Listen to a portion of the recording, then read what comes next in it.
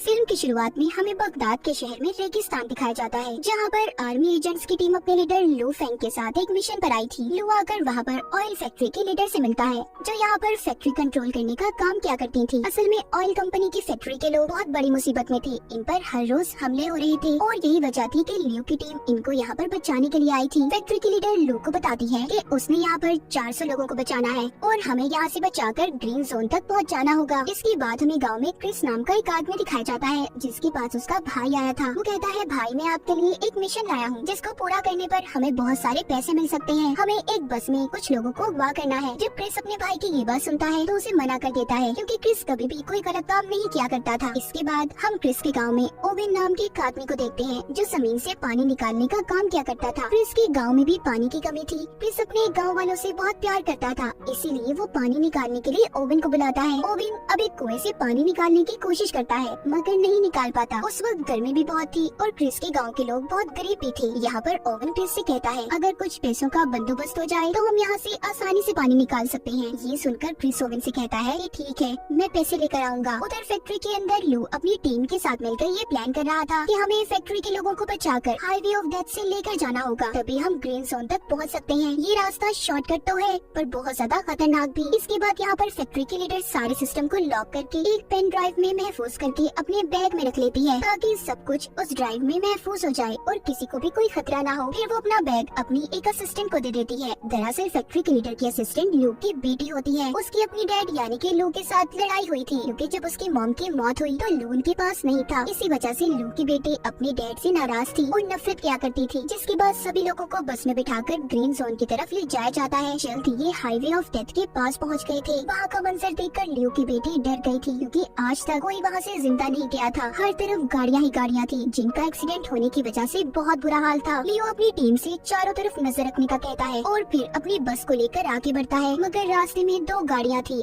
जिसकी वजह से रास्ता रुका हुआ था। ये देखकर लू की बेटी कहती है, हमें बस को यहीं पर रोक देना चाहिए, मगर लू ऐसा करने के लिए तैयार नहीं था। वो कहता है, मैं जानता हूँ ये गाड़ियाँ क्यों खड़ी हैं और हम बस को यहाँ पर किसी कीमत पर नहीं रोक सकते। हमें हर हाल में यहाँ से निकलना होगा। तभी जब ये उस बस को गाड़ियों के पास लेकर जाता है तो एक जोरदार धमाका हुआ था, जिससे बस में बैठे सभी लोग बहुत ज्यादा डर जाते हैं। लू ने फिर भी अपनी बस को नहीं रोका था, वो चलता रहता है। दरअसल ये जितनी भी बसेस थी एक खास किस्म के मटेरियल से बनाई गई थी, इसीलिए इन पर गोलियों और बॉम्ब्स का कोई असर नहीं हुआ था। लू अपनी बेटी को बताता है, ये गाड़ियों का बीच में खड़ा होना दरअसल हमें गुमराह करना था। अब जब ये आगे जाते हैं तो लू देखता है कि रेत का एक बहुत बड़ा तूफान इनकी तरफ बढ़ रहा है, मगर ये उस तूफान से भी नहीं घबराता और बस को लेकर आगे बढ़ता रहता है। तभी यहाँ पर क्रिस की टीम रेत के तूफान का फायदा उठाकर एक बस को हाईजैक कर लेती है, यानी कि उन्होंने उस बस को अपने कब्जे में ले लिया था। जैसा कि हमें पता है कि क्रिस को पैसों की जरूरत थी, इसीलिए वो ये काम कर रहा था। उसने अपने भाई की बात को मान लिया था। जब तूफान के रुक जाने के बाद ये सब अपनी बसेस को रोकते हैं तो लू को पता चलता है इनकी एक बस गायब थी, जिसमें ऑयल फैक्ट्री की लीडर भी थी। तब इसकी टीम में से लड़की बताती है, मैंने उसे दूसरी तरफ जाते हुए देखा है। लू अब यहाँ पर एक हेलीकॉप्टर को बुलाता है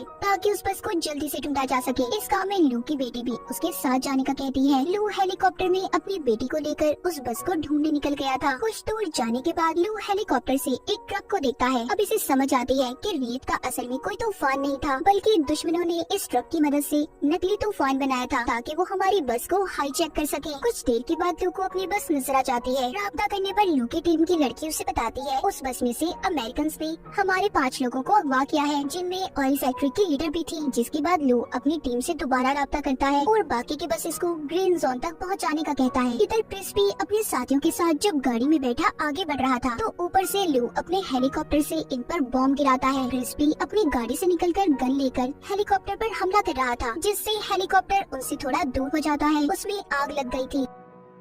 क्रिस अपने भाई को अब एक खंडर में लेकर आया था, जहाँ पर लाकर उससे पूछता है कि ये किसका मिशन है, मुझे सच सच बताओ, जिसमें इतना ज्यादा खतरा है। हेलीकॉप्टर से हम पर बॉम्ब गिराई जा रही है। तभी वहाँ पर ओवेन आता है, जो कि क्रिस का दोस्त था। कहता है कि ये मिशन सारा प्लान मेरा था। उसने ऑयल फैक्ट्री के लीडर को भी अगवा कर लिया था। इसका मकसद ऑयल कंपनी के सारे सिस्टम को हैक करके, यानी कि अपने कंट्रोल में लाकर, जिससे इसे बहुत सारे पैसे मिलने वाले थे। ऑयल फैक्ट्री की लीडर को भी ये बात समझ आ गई थी कि वो ओवेन ही था जो इनकी फैक्ट्री पर हमले करवा रहा था, ताकि जब हम अपनी जगह बदलकर ग्रीन जोन की तरफ जाने लगे तो ये रास्ते में हमें अगवा कर ली। क्रिस यहाँ पर ओवन से कहता है, तुम इतना बड़ा प्लान कैसे बना सकते हो और मैं आगे अब इस प्लान में तुम्हारा साथ नहीं देने वाला, मुझे मेरे पैसे दो ताकि मैं यहाँ से जा सकूँ। ओवन कहता है, अभी कुछ और काम बाकी है जिसके बाद तुम्हें तुम्हारे पैसे मिल जाएंगे। क्रिस का भाई भी यही कहता है कि अभी कुछ काम बाकी है, मगर क्रिस किसी की परवाह ना करते हुए कहता है कि अगले 2 घंटे के अंदर अंदर मुझे मेरे पैसे चाहिए। इतना कहकर वो वहाँ से चला गया था। क्रिस के जाने के बाद उसका भाई ओवन से कहता है कि हमें अब उसके बगैर ही काम करना होगा, मगर ओवन यहाँ पर उसके साथ गद्दारी करता है। उसने क्रिस के भाई को मार दिया था और फिर यहाँ से सब कुछ जाने का कहता है। उधर क्रिस भी अपने गाँव में पहुँच गया था। उसे अपने भाई पर बहुत गुस्सा आ रहा था क्योंकि उसने सही बात नहीं बताई थी उसे, जिसके बाद वो थोड़ा खुद को सुकून में लाने के लिए बच्चों के साथ बाहर खेलने चला गया था। तभी उधर लू आता है जो कहता है कि मैं यहाँ पर अपने लोगों को बचाने आया हूँ जिनको तुमने अगवा किया है। मैं जानता हूँ मेरे लोग तुम्हारे पास हैं। क्रिस भी जवाब देता है कि मैं भी अपने गाँव वालों को बचा रहा हूँ। जैसा कि हमें पता है क्रिस ने ये काम भी पैसों की खातिर सिर्फ अपने गाँव वालों के लिए किया था ताकि ये उनके लिए पानी का इंतजाम कर सके, और ये सारा प्लान ओवन का था ताकि क्रिस भी उसका साथ दे सके, मगर ओवन ने इसे धोखा दे दिया। फिर इसके बाद लू वहाँ से चला जाता है। कुछ देर के बाद क्रिस एक खाली फैक्ट्री में आया था जहाँ पर वो अपने भाई की लाश को देखता है। तभी उधर लू भी आ गया था। इन दोनों की यहाँ पर बहुत लड़ाई होती है। कभी क्रिस लू पर भारी पड़ रहा था तो कभी लू, क्योंकि क्रिस को यहाँ पर ऐसा लग रहा था कि उसके भाई को लू ने मारा होगा, मगर जब वहाँ पर कोई चीज क्रिस के भाई पर गिरने वाली थी तब लू उसे बचा लेता है। यहाँ पर उसको पता चल जाता है कि उसके भाई को लू ने नहीं मारा बल्कि इसमें ओवन का हाथ है। तभी वहाँ पर इन पर गोलियां बरसने लगती हैं। दरअसल यहाँ पर भी ओवन ने अपने गुंडों को इन्हें मारने के लिए भेजा था, मगर ये उन गोलियों का मुकाबला करते हैं। क्रिस उन पर बॉम्ब गिराता है जिससे बहुत बड़ा धमाका हुआ था। खैर वो गुंडे तो वहाँ से भाग गए थे, मगर इस उसमें क्रिस की गाड़ी भी बर्बाद हो जाती है। ये दोनों समझ गए थे कि इनको एक ही इंसान को पकड़ना है और वो है ओवन, जो अब इन दोनों का दुश्मन था। क्रिस कहता है कि मैं जानता हूँ इस वक्त ओवन कहाँ पर होगा। उधर दूसरी तरफ ओवन फैक्ट्री के लीडर और उसके कुछ लोगों को अपने साथ फैक्ट्री में ले आया था जहाँ पर वो सिस्टम को खोलने की कोशिश करता है, मगर उस पर एक कोड लगा हुआ था। ओवन फैक्ट्री के लीडर से जब कोड के बारे में पूछता है तो वो नहीं बताती। तभी वो उसके 2 लोगों को मार देता है, जिसे देखकर फैक्ट्री की लीडर डर गई थी। अब वो उसके बेटे को मारने की धमकी देता है। तो ये सुनकर फौरन फैक्ट्री के लीडर उसे बताती है कि ये कोड एक पेन ड्राइव में है जो मैंने अपने बैग में रखी थी, पर मैं ये नहीं जानती कि वो कहाँ पर है। मुझे बस इतना याद है कि वो बैग मैंने अपने असिस्टेंट को पकड़ाया था। तभी यहाँ पर फैक्ट्री के लीडर का बेटा अपनी मॉम के फोन पर कॉल करने का कहता है, जिससे उनके फोन की लोकेशन के बारे में पता चल जाएगा कि फोन और बैग कहाँ पर है। असल में वो बैग लू के बेटे के पास था जो इस वक्त क्रिस के गाँव में थी। उधर ही गाँव में लोगों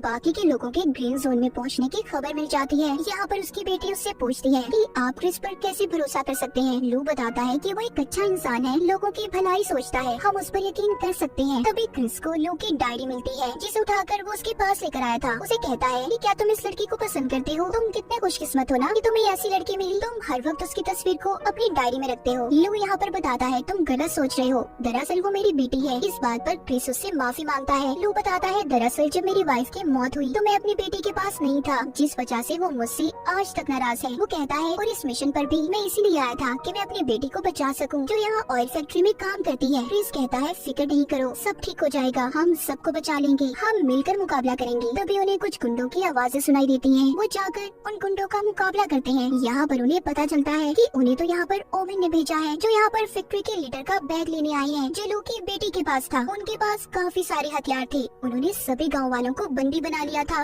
और अब वो फैक्ट्री के लीडर का बैग भी मांगते हैं जिसमें पेन ड्राइव थी जिसमें सिस्टम का कोड लॉक था।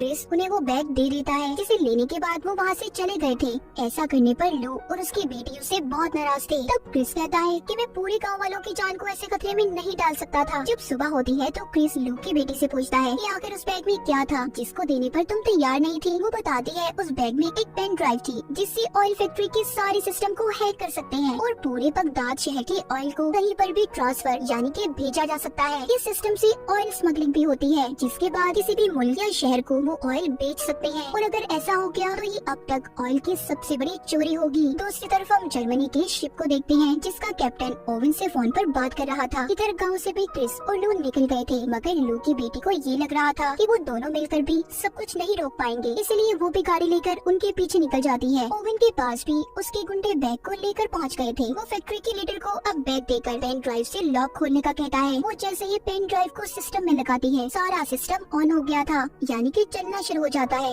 ओवेन उस जर्मनी की शिप में ऑयल भरवाने का कहता है, मगर इस काम में 24 घंटे लगने थे। कुछ वक्त के बाद क्रिस और लू भी अपने ट्रक पर ओवेन के पास फैक्ट्री में पहुंच गए थे। वो उसके गुंडों का मुकाबला कर रहे थे। लू एक पाइप पर चढ़कर बड़े ही शानदार तरीके से ओवेन के आदमियों को मार देता है। ये सब कुछ ओवेन भी छुप कर देख रहा था। वो अपने आदमियों से कहता है कि हमें जल्दी यहाँ से निकलना होगा, क्योंकि उसका काम अब पूरा हो गया था। जर्मनी के शिप में ऑयल भरा जा चुका था। क्रिस भी फैक्ट्री के अंदर जाता है। वो आकर गुंडों को मारने लगा था। तभी उसकी नजर बाहर जाती है। वो देखता है कि ओवेन यहाँ से भाग रहा है। अब वो दौड़ती हुई उसका पीछा करता है। तभी रास्ते में उसे लू की बेटी मिलती है, जो गाड़ी लेकर इनके पास पहुँच गयी थी। ये दोनों मिलकर अब ओवेन का पीछा करते हैं। इधर लू फैक्ट्री में ओवेन के गुंडों का मुकाबला कर रहा था। वो एक एक करके सभी को मजा चिखाता है। वहाँ पर अब ऑयल फैक्ट्री की लीडर आती है, जो कहती है कि सब कुछ बर्बाद हो गया। उन्होंने पेन ड्राइव से ऑयल की चोरी कर ली। हमें इतने बड़े नुकसान को रोकना होगा। उधर रास्ते में क्रिस जब ओवेन का पीछा कर रहा था, तो वो अपनी गाड़ी को जंप करता है। उसके पीछे लू की बेटी भी गाड़ी को हवा में उड़ाती जंप करवाती है, मगर उसकी गाड़ी का एक्सीडेंट हो गया था। क्रिस गाड़ी की ऐसी हालत देखकर लू की बेटी पर गुस्सा करता है। तभी वहाँ पर लू भी एक ट्रक को लेकर पहुँच गया था। फिर वो दोनों भी उस ट्रक में बैठकर उसके साथ आगे बढ़ते हैं। क्रिस लू को ओवेन तक पहुँचने का शॉर्टकट रास्ता बताता है। फिर ये उस ट्रक से रॉकेट लॉन्चर छोड़ने लगते हैं। दरअसल ये वही ट्रक था जिससे नकली तूफान को बस को हाईजैक करने के लिए बनाया गया था। क्रिस अब ओवेन तक पहुँच जाता है। वो तेजी से लाकर अपने ट्रक को उसके ट्रक में दे मारता है, जिससे जोरदार धमाके होते हैं। ओवेन की गाड़ी दूर जाकर गिरी थी। ओवेन काफी जख्मी हो चुका था। वो जब क्रिस को देखता है तो अपनी गाड़ी को लेकर वहाँ से भाग जाता है। लू ने वापस क्रिस को अपने ट्रक में बुला लिया था। क्रिस अब ट्रक से लटक गया था। वो रॉकेट लॉन्चर की स्पीड से ओवेन की गाड़ी के पास आ जाते हैं, जिसकी वजह से उनका ट्रक भी काबू हो गया था। वो एक रस्सी को ओवेन की गाड़ी से बांधकर अपने ट्रक को खाई में गिरा देते हैं और खुद उस रस्सी के सहारे लटक गए थे। ये देखकर ओवेन उन पर हंस रहा था, मगर गाड़ी पर वजन ज्यादा होने की वजह से ओवेन की गाड़ी भी खाई में गिर जाती है। लू ने उस रस्सी को छोड़ दिया था। वो अपनी बेटी के साथ एक पत्थर पर जाकर गिरता है और ओवेन अपनी गाड़ी के साथ खाई में गिरकर मर गया था। यहाँ पर लू और उसकी बेटी तो बच चुके थे। ये दोनों देखते हैं कि इन्हें क्रिस कहीं पर नजर नहीं आ रहा।